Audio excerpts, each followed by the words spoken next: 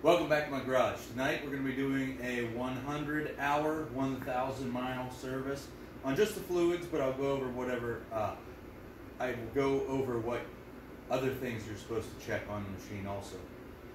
So we will be changing the engine oil, the front differential fluid, and the rear transmission fluid.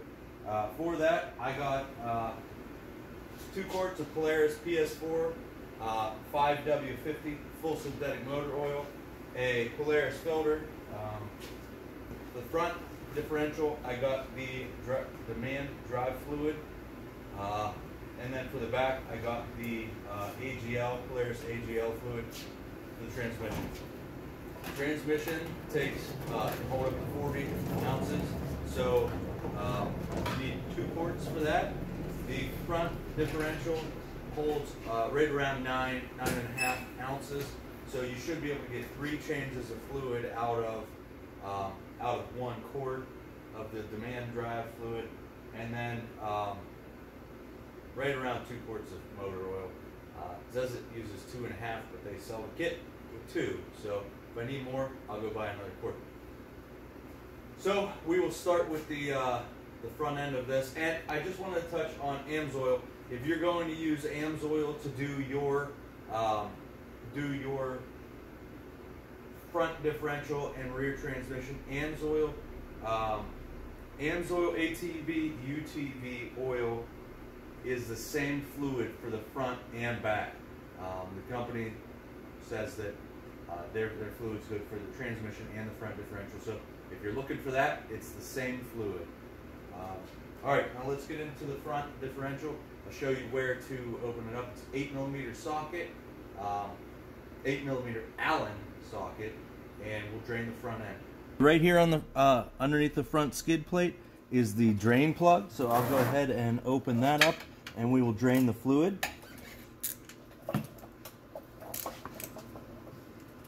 If you look at the front of this, it has a magnet on it. It has a small amount of metal particles.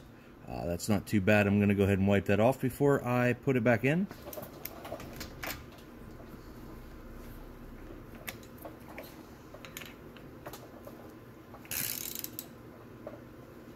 I'll come back with a torque wrench and torque that down here in 1 second. It is anywhere between 10 and 14 foot-pounds of torque. Torqued. Now we can open up the fill port.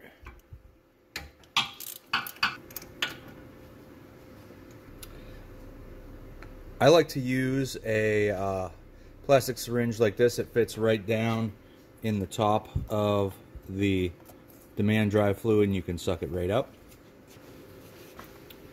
And you will just fill it until it's level with the top of the fill port here.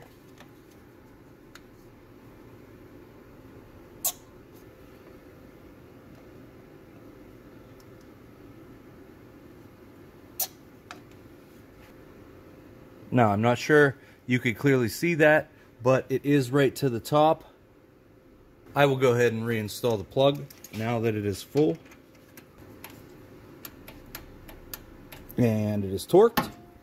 Now we will move on to the rear end. Okay, here we are at the back of the vehicle now, and we will go ahead and drain the transmission. The plug is right here in this larger hole on the skid plate.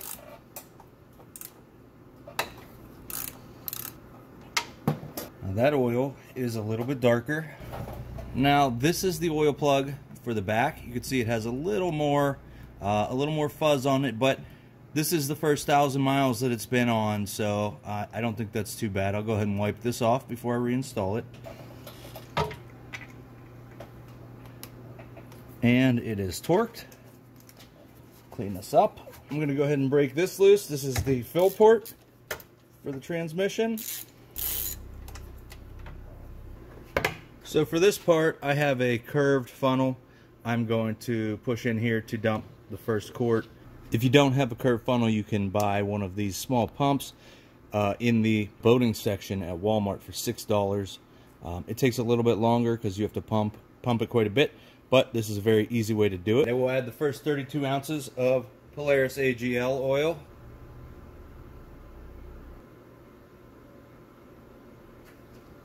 and roughly 8 more ounces.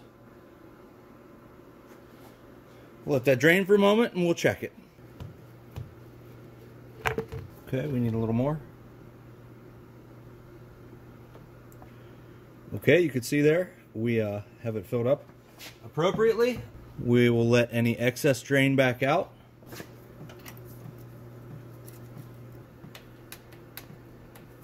All right, it's torqued. That is done. Let's move on to the oil.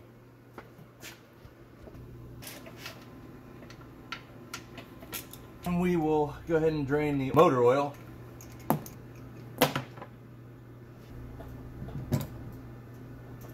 Before reinstalling the drain plug, make sure you have the copper crush gasket to put back on. Make sure it didn't fall off in the oil pan like you just saw.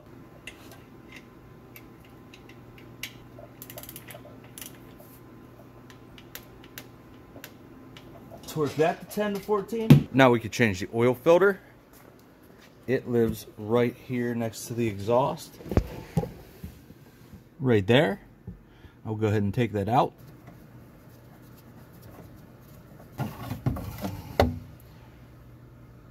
Here's the old filter. Make sure to put oil around this rubber gasket here before you reinstall. That should be hand tight plus 3/4 of a turn. Now we will go ahead and add the motor oil.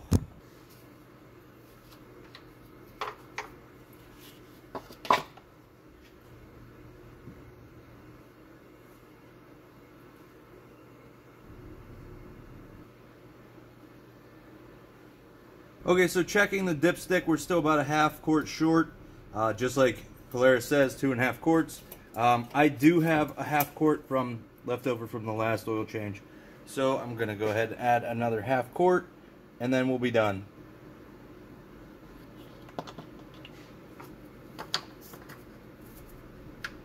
After all the fluids are changed, you want to start it up and let it idle for a little while. Make sure you don't have any leaks. Make sure your oil level is still good after the filter fills up. So to end this video, there's a few other things you need to do during the 100-hour, 1,000-mile service, and that is check the drive belts, check the fuel system, check the engine mounts, check the exhaust, check the spark plugs, inspect the wiring, inspect the wheel bearings, and check the shocks for leaking. Those are all general visual inspections. I'm not going to do it because it's just looking over the whole machine. But that is something you need to do for the 100-hour, 1,000-mile service. So, I hope this video helps you. If it did, please subscribe to my channel. There will be a link right down in the little circle. Click on that to subscribe. Thanks for watching. Your subscription helps me.